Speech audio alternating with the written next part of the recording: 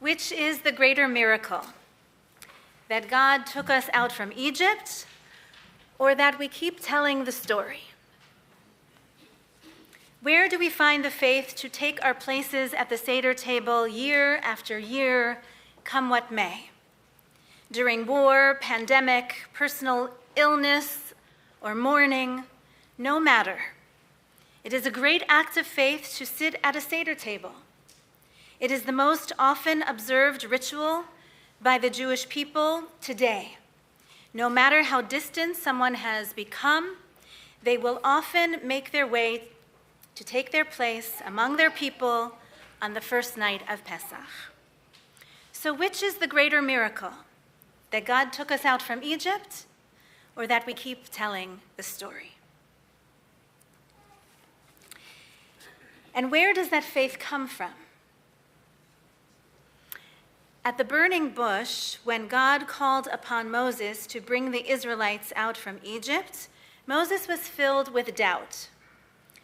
There was self-doubt. He lost faith in himself. He worried that he lacked the power of persuasive speech.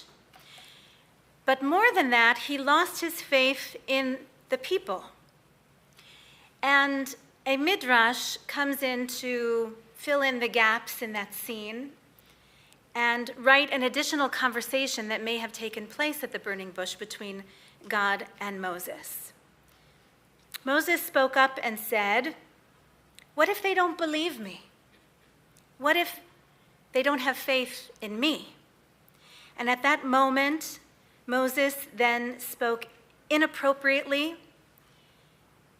Even though the Holy One said to him, "They will listen to you," Moses still said, "They won't believe me." The Holy One then immediately answered in ways that only God can answer, with signs, according to his words. See what is written next in the book of Exodus. God said to him, "What is in your hand?" And he answered, "A staff." Meaning, God was saying, that thing in your hand, you need to be struck with it, because you are trash-talking my children. The Midrash continues, writing words, putting words into God's mouth, saying, and that was fair game, by the way. The rabbis would do that quite often, chutzpahdik though it may be. God said, according to our sages, they are believers, and they are the children of believers. They are believers, as it is written in the book of Exodus, the people believed, and they are children of believers, as it is written about Abraham in the book of Genesis, and Avraham trusted in God. Avraham put his faith, literally, in God. So God responds to Moses' doubts with anger. Moses may think that the Israelites won't trust in God, but God knows better. God defends the faith of the Israelites. God rebukes Moses for doubting them and their ability to believe in the future that would unfold because God would walk with them. Despite 430 years of bondage, they did not lack the power of imagination.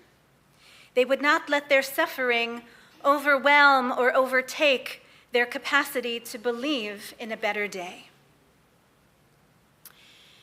Rabbi Kalonymus Kalman Shapira knew this midrash about the scene and the exchange at the burning bush and says the following. Now, before I bring you his teaching, I need to tell you a little bit about him. Rabbi Shapira led his people during a time when belief in God was difficult for many, if not impossible. Teaching Torah from the Warsaw Ghetto, Rabbi Shapira saw how his people who once lived observant lives were losing faith in a God who would allow such widespread hatred and suffering. People who once put faith at the center of their lives no longer had the capacity to believe. So Rabbi Shapira writes on one of the special Shabbatot leading up to Pesach in the Warsaw Ghetto that this midrash that we just studied about the scene at the burning bush, comes to teach that the faith of the Jews is an inherited faith, passed down by our ancestors. We are the children of believers.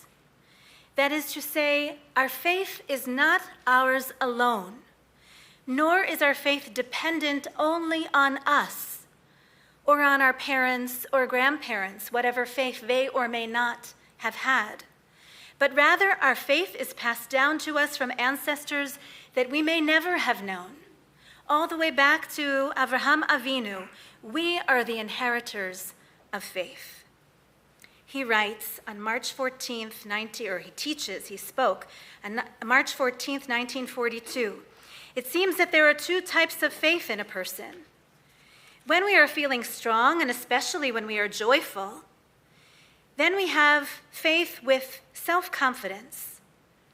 But if we are depressed or utterly broken, God forbid, it is possible for us not to have faith. But even then, it cannot be said, God forbid, that we do not believe. We are believers, even then, because we are the descendants of believers. We just might not be feeling it at the moment. Now, I take great comfort this year in this honest teaching from a rabbi who led his people as best he could in the darkest of times. Our faith does not depend only on us. Even if we are not believers, we are children of believers. Rabbi Shapira assures us that even when we don't see ourselves as believers, somewhere within us there is still a kernel of inherited faith, a spirit that can be cultivated because we are the children of believers. A poem by the Canadian sage Leonard Cohen, entitled "Broken Unto You."